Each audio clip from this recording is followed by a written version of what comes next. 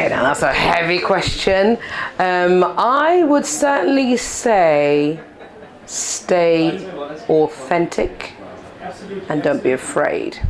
If you're the only one in the room, it's not your problem, it's theirs. The advice I'd give my younger self at the start of my career would probably be to find someone that I admired in the industry or doing the job that I loved and to pester them so they could be my mentor. I think it's a great question. I think my advice would be, somebody once said a great motto is Semper Gumby, always be flexible. And I think that that's a great model for anybody who's going into tech or innovative space. We never would have thought 2.5 years ago that COVID would hit us.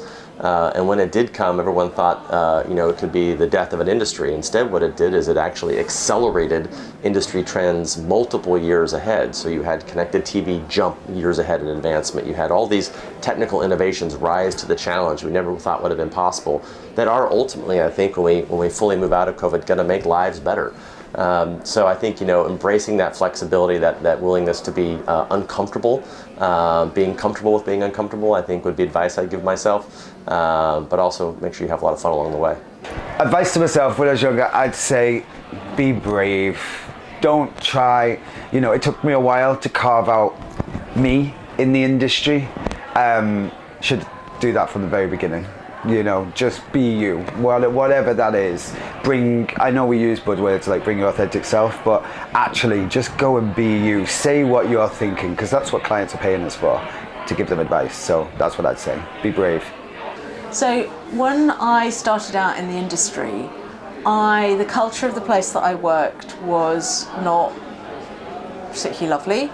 And I actually thought that what they paid you for was because they were quite mean to you.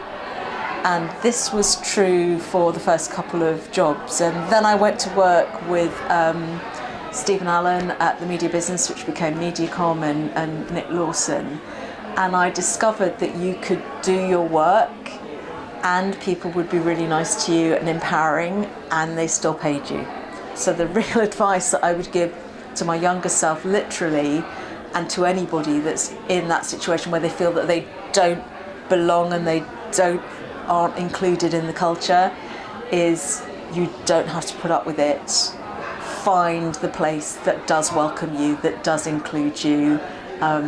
And if you are a business and you don't get that right, go and buy my book, out now in paperback, Belonging, the Key to Transforming and Maintaining Diversity, Inclusion and Equality at Work. The advice I'd give my younger self is very clear, and actually it does reflect what I was saying about this village.